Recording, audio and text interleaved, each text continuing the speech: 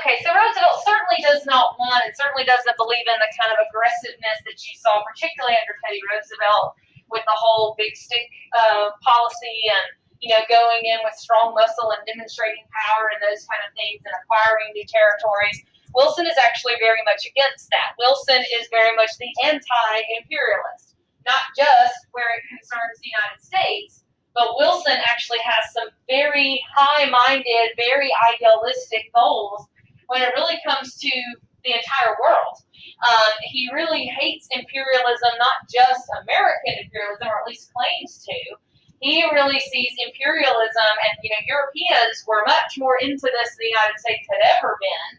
And there were various parts of the world, not just in Africa and Southeast Asia and places like that, but even large parts of Europe where people, ethnic minorities and such, were ruled over by other empires. They were, absorbed into other empires. They don't have what Wilson would, he didn't make up this word, but he uses it a lot, self-determination. They're not able to determine their own government and their own fate for themselves. Wilson was quite opposed to that. Wilson is extremely, or oftentimes gets labeled as an extreme idealist. What does that mean if someone is an idealist? Want things to be kind of perfect, sort of have these very high-minded goals that may or may not always be incredibly practical. Wilson's vision of the world is a very idealistic one. Wilson envisions a world, well, certainly an American foreign policy that is dictated not by economics, not by money, not by trade, not by power, but by morality. He's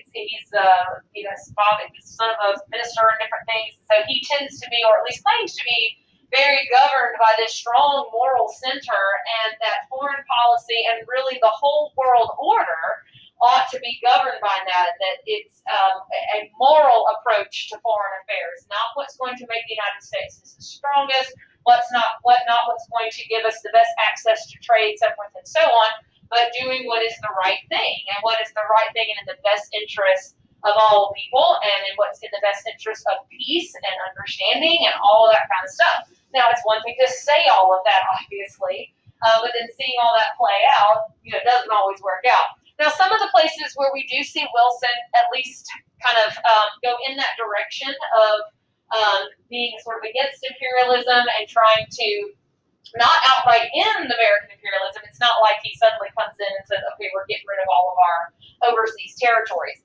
But the Jones Act in 1916, this had to do with the Philippines. Or the Philippines at this point was still a colony of the United States. It did give them territorial status. So that means that as a territory, the Philippines would have at least some self-government. If they're a territory, they're able to, have like territorial government, make some of their own laws, things like that. So it does increase their independence a little bit, although it does not make them independent by any means. Now, there are kind of some catches or some strings. They have to prove that they can create a stable government. They have to prove that, they are able to handle that kind of thing on their own before they can do that. But it does try to establish, a little bit more independence and a little bit more autonomy to the Philippines, although that is still a colony of the United States, much to the hatred and dislike of people in the Philippines. Also, kind of a leftover thing from the Spanish-American War. We know one of the territories that the United States acquired as a result of the Spanish-American War was that status was still kind of in question, was Puerto Rico. We saw Cuba given its independence in 1900 or 1901. Philippines is still a colony. Guam remains a U.S. territory. But Puerto Rico, under Wilson's term, Puerto Ricans were granted U.S. citizenship. So those people are U.S. citizens. So it remains, a territory of the United States, but they are citizens. They cannot vote in national elections, but they do have local government. They do have, their own government there in Puerto Rico to make local laws and things like that. There were a few other things to kind of again, I don't want to say getting rid of imperialism because he's not. It's not like they're giving back all these territories or things. But like some rule changes as far as usage of the Panama Canal and different things like that to try to scale back what, again, he saw as over aggressiveness and that kind of stuff. He completely abandons or does not support at all TAP's foreign policy. Remember what TAP's foreign policy was called in his program? President had big stick. What was TAP? Dollar diplomacy. He doesn't support that, which was the invest and build factories and spend money and all this stuff to enhance our connections with overseas territories. He doesn't support that at all. So he kind of comes in with this promise of we're going to move away from all those things, and we're going to have a moral approach. We're going to do what's right for everybody, and we're not going to interfere in things that aren't our business. However, there are a lot of ways where, ironically, Wilson does interfere in a lot of things, and where those high-minded ideals sometimes don't work out in reality. Now, this stuff right here, this is really some of the stuff you're going to read. I'm not going to go into detail here about what all was going on here. There's a couple of different things. But despite the fact that Wilson was saying, we want people, a big principle that Wilson, claims to live by is this principle of self-determination, that people living in a place need to determine for themselves who is going to govern them and what laws they're going to have, all those kind of things. Basically, a very American-sounding principle, and that needs to apply everywhere. However, there are instances in which he doesn't really do that. There was a couple of different times in which the United States interfered in Mexico or in the Caribbean, either in Haiti, also in Cuba. He sent Marines there a couple of times to protect American interests and to intervene in some things the United States didn't like that were going on. Again, read about it, but just know right now these are areas in which he did intervene, and he did get involved in stuff, either sending troops or refusing to support this or refusing to support that in order to protect American interests. Again, it's far more complicated than that. There was a civil war in Mexico, and they didn't support this guy, and so different things. So at first he's like, they have a right to choose for themselves. That is until they choose someone the United States doesn't like, and then they might get involved. So there's an irony there, and Wilson is sometimes criticized for that, for kind of saying one thing, but doing other things from time to time when it came to foreign policy. Now, again, for Wilson, probably what overshadows a lot of that, and what Wilson gets known for far more than the stuff going on in Mexico and intervention in Haiti and in Cuba and stuff like that to protect American interests, has to do, of course, with the bigger things that were happening on the other side of the world, with the outbreak of World War I. So, again, our purpose is really to understand not so much about what exactly was going on in Europe and why, although we're going to just briefly talk about it for a moment just to refresh our memory, and I think a lot of you probably remember. Our purpose is mostly to talk about how the United States responded to that, and what the process was to get from kind of point A to point Z in sort of a relatively short amount of time. So just to refresh your memory, World War I breaks out in 1914 in Europe after and really the result of a lot of long-standing and deep-seated rivalries and problems and misunderstandings and a lot of things that had been building for quite some time. What do you remember as being kind of those long-term things that built up to this? What were those long-term causes? Yes? Okay. What else? Yes? Okay, so we have all the ethnic tension. This is what Wilson's talking about with the self-determination. You have all these different ethnic minorities throughout Europe that are ruled over by this empire or that empire, and that's one of the things he's going to try to attack toward the end of the war. So you had those alliances, between the big countries that kick in when one gets mad at the other, and all of a sudden everybody's fighting. You had that buildup of military and, industrialization had caused that you had the, buildup of weapons and more modern weapons, and you get this arms race of, well, if we've got these weapons, then we've got to have these weapons, and all this kind of goes from there and there and there. Nationalism, all those kind of things, and, imperialism, that they were rivalries for overseas territories and all those imperialistic things had caused them to, have more reasons to argue with each other and more things to fight about. So you have the whole, again, we're not going into it much here because y'all pretty much know it. You can read about it, but you have the whole assassination of the, heir to the throne of Austria-Hungary by a Serbian nationalist. There's those ethnic tensions, and then that kicks those alliances in, and then sort of before you know it, everybody's at war. Now, Wilson's first reaction as an official diplomatic reaction from the United States, as well as what he's urging Americans to do, is to be neutral. Why do you think he would encourage the United States to be neutral? So that we don't go to war and lose a bunch of stuff since we had just gone through a war with the Spanish. Okay, so we don't want to go to war. We don't want to, lose all kind of things.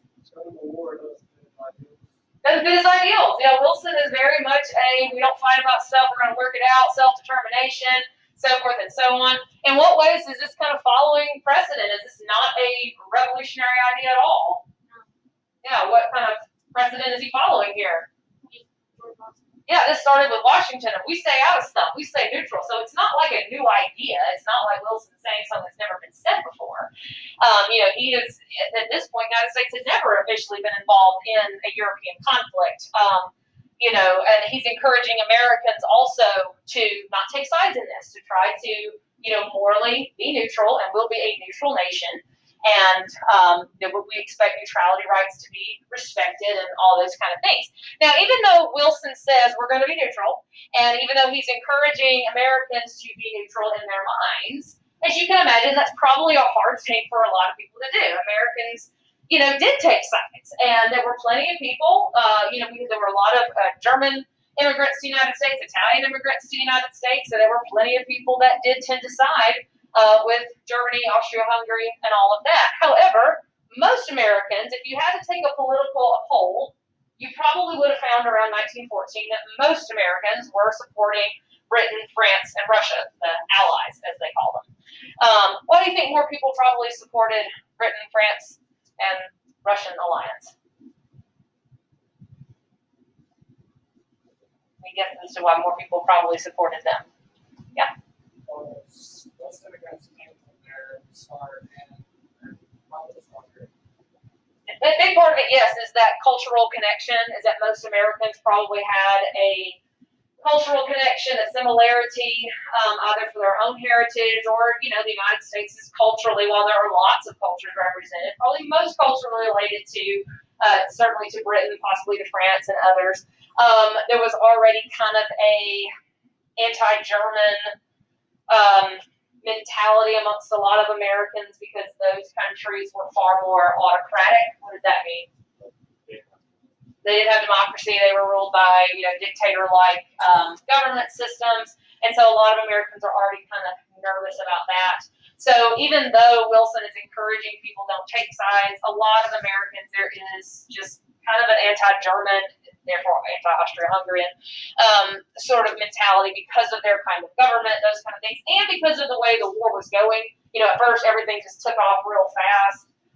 You may remember that Germany invaded Belgium to try to get to France faster, and Belgium was neutral, and so a lot of Americans were very upset by that and saw Germany as the bad guy because of that. So there is kind of a pro-British and pro-French, well, they don't really like Russia that much, but, because they were on the side of Britain and France, kind of rooting for not secretively, but, kind of on their own rooting for those allied powers. Now, that also kind of becomes the case for the United States government, not because the United States government officially takes the stance and says, hey, we're supporting the Allies, but economically. And this was kind of the result of other developments in Europe.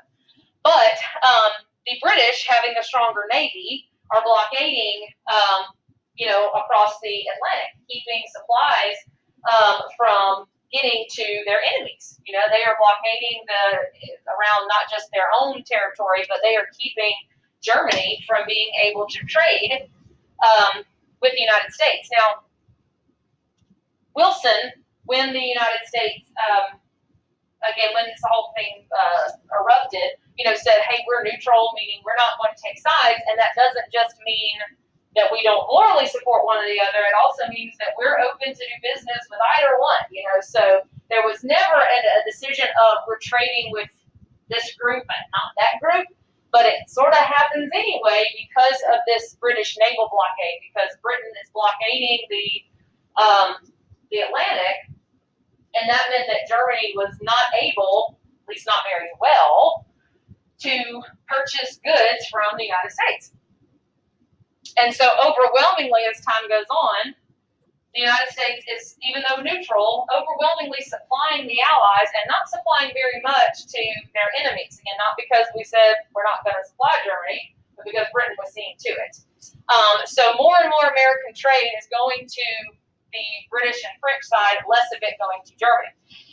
And so because the United States is trading with Britain and France, as you can probably imagine, that eventually makes Germany not only angry, but it means that American ships start to become a target for German warfare. So even though the United States is saying we're neutral, eventually because of this trade relationship, because of that economic relationship with Britain and France, and again also Russia, remember they're a part of that as well, this is keeping Germany from trading with the United States. And so around 1915 or so, Germany announces that they declare all the area around the British Isles to be a war zone. And so they say, hey, neutral ships like yours, the United States, you might get blown up. It's a war zone. Bad things happen in war, and your ships might be attacked because you're fighting our enemy, and, we may not be able to stop ourselves. Not that we may not be able to stop ourselves, but you get the point. And of course, the new technology, the new weapon that Germany is using to this effect, of course, were U-boats. What were U-boats? Submarines, okay, but really submarines. And this is before any kind of countermeasures, your sonar and radar and all that stuff had been developed to detect them. So this was quite a deadly weapon for Germany because they could attack without being detected. This is one of those things you would not know what hit you until after it had hit you. And so, Germany kind of announces this is a war zone around the British Isles, so even neutral ships, we may not be able to help you. And it may not always be possible to warn you, so just know that. There's just a heads up there. So the United States is not happy about that. Wilson is not happy about that, but Wilson is extremely reluctant to go to war over it or to say, hey, you can't sink neutral ships. You got to warn people. You have to give time for passengers to disembark and get on lifeboats and all that kind of stuff. But again, he doesn't want to go to war, so he's not too pushy with that kind of stuff. So that means that over the next several months and such, multiple American ships are being sunk by U-boats, including passenger ships. You probably remember from world history the incident of the Lusitania, which was not an American ship. This was a British ship, but it's an ocean liner. It's not a warship or a merchant ship or cargo vessel. It's an ocean liner. Remember, this is before airplanes, so people, going across the Atlantic went on ships like this, on ocean liners. So what happens to the Lusitania? It's sunk by German U-boats, and a lot of people get killed, including a couple hundred Americans. These were civilians. They were not Navy personnel or anything like that. The ship was sunk without warning.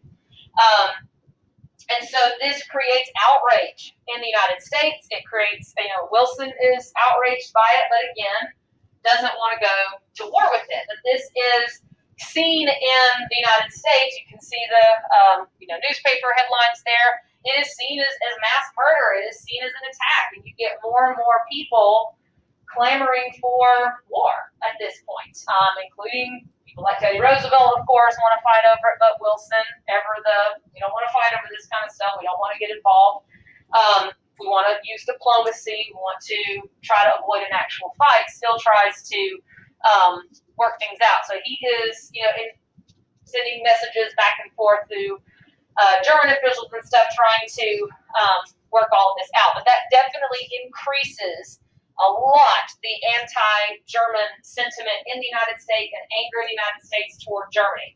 Now, after the Lusitania is sunk, and then there are a few more, Wilson's still like, hey, stop doing that, just get really upset about it, but not quite doing anything other than negotiating. And then there were a few other instances of ships being sunk without warning. without any kind of notice that they were about to be attacked and stuff like that. Passenger ships, civilian vessels. Eventually, one of those ships was called the Sussex, and at that point, Wilson threatens to break off diplomatic relations with Germany, which is usually a precursor to war. And so Germany at that point agrees to what is called the Sussex Pledge. So the Sussex Pledge, this is Germany's promise that they won't sink any more ships like this without warning. That they will provide sufficient warning if they're about to launch an attack, which sounds kind of nuts. You're like, why would you warn people? But remember, we're talking about civilian passenger ships, not military vessels. So they're saying, warning, enough time for those passengers to get off the ship, lifeboats and all that business, so you wouldn't, have a loss of civilian life before it was destroyed. So they promise that they will not sink any more ships without warning. But there is kind of a string attached to it.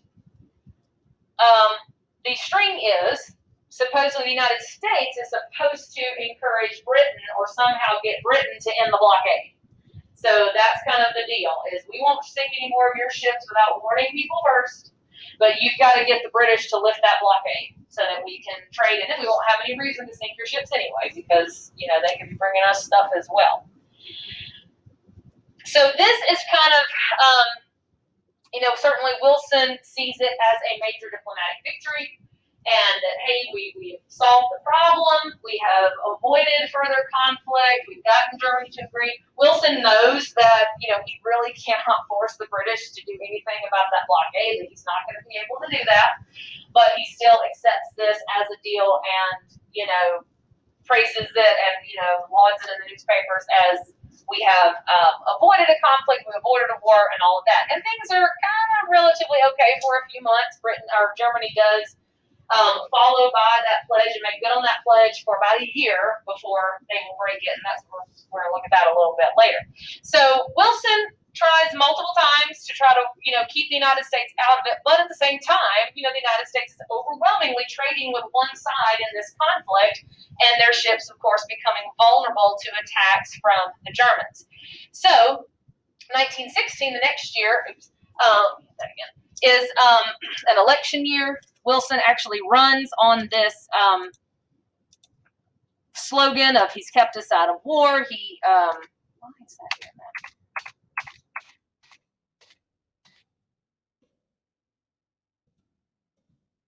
Okay. We've kept the United States out of a conflict. We didn't go to war over it. And actually, starts his second term kind of on this very hopeful and peaceful note. As we know, the United States is eventually going to get pulled into the war, so that's what we'll look at the beginning of chapter 30. To wrap up, let's kind of go back and talk about progressivism, because it's kind of hard to say, you really can't say, here's where progressivism stops. But certainly, I think while World War I isn't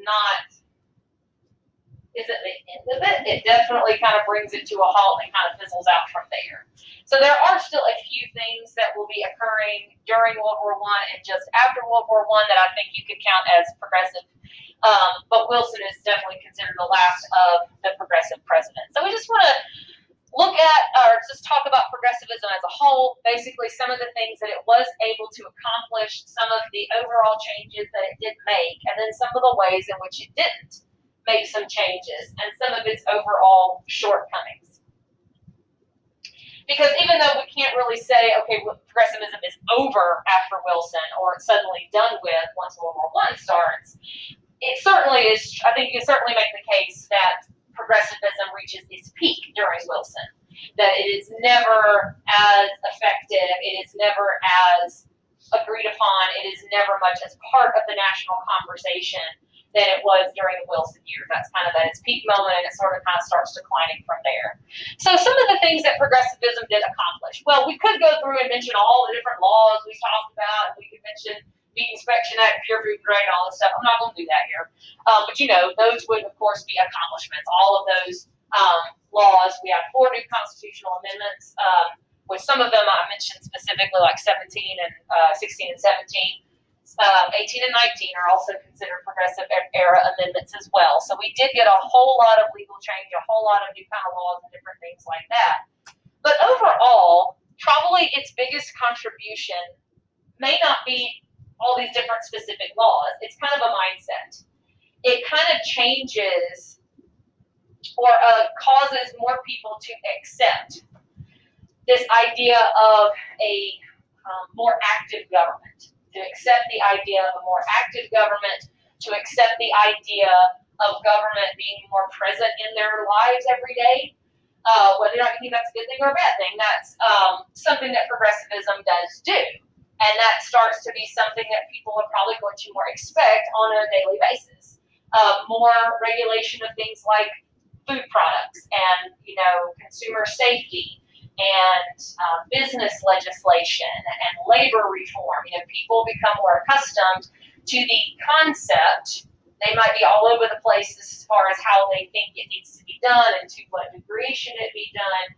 But there's far more of a general acceptance that the government does have a responsibility to use its power to regulate those kind of things, that there do have to be some kind of rules and regulations to protect consumers and to protect workers and all those sorts of things. In the Gilded Age, you wouldn't have seen that. The majority opinion would have been the government should not be doing those things.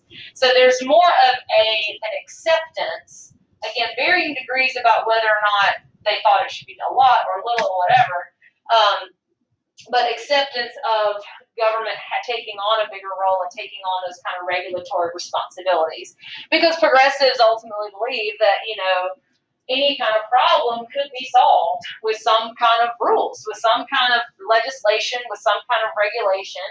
They could solve social problems, and that government was meant to be an instrument of social justice, that they should be trying to solve those kinds of social problems, and that shouldn't just be left to individual people and individual groups, but the government had a responsibility in that as well. But progressivism does do a lot to further those ideas, even if not everybody agrees with it, but it kind of did become far more accepted.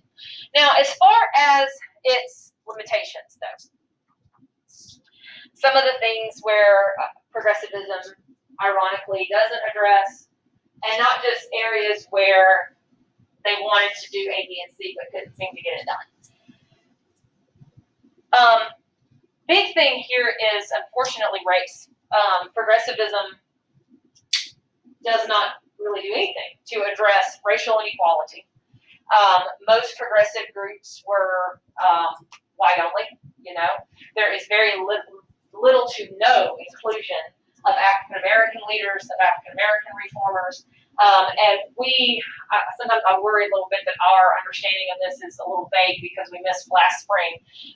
But African Americans, particularly in the South, but really everywhere, in the South, yeah, we've had 13th, 14th, and 15th Amendment, but what happened after that?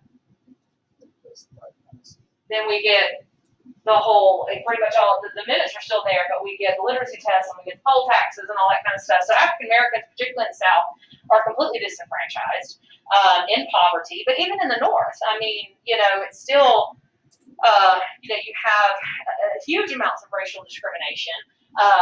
Wherever you are, and progressivism does not address any of those things. In fact, oddly enough, one of the progressive reforms was, about women's rights and women's right to vote. One of the reasons that some of those women actually and some other groups supported things like the women's right to vote was because they saw it as a way of keeping the vote white, and not allowing African Americans in on it. If you allow women, then that's more white votes. If you allow white women to vote. So that's not true of all of them. I don't mean to demonize all of them and say they were all like that, but it is part of it. So it does fail to address those kinds of things. A lot of them are while there were a lot of movements to help immigrants, there were also plenty that were anti-immigrant or that excluded immigrants in some kind of a way. This is still, when there was a very heightened degree of nativism and things like that. A lot of these reforms do happen, but it's not like big business goes away. It's not like that corruption is totally stopped. They may have curbed it a little, but of course there's limitations to everything. And as we will see, a lot of the stuff that actually does get done in the progressive era, a lot of it actually gets reversed a little bit later on. So some of the laws, some of the regulations, some of those things are actually going to be kind of short-lived. However, just like the populists before them, the progressives also kind of lay out an agenda that other people will take on later on. It kind of lays the foundation for what some of you already know or have heard of as the New Deal in the 1930s. There's a lot of similarities with that, a lot of similarities in the mindset with the New Deal that we'll be getting to in a couple of weeks. So it does do a lot of things, but they're, of course, like anything, it's not perfect, and there are certainly things that they weren't able to get done in ways in which they fell short, perhaps, of even their own vision. So progressivism certainly loses a lot of momentum because of the onset of the outbreak of World War I, which is what we'll be looking at later at the end of this week and next week, seeing the United States' involvement in that. Okay, so questions on any of that there? Hold on just a second.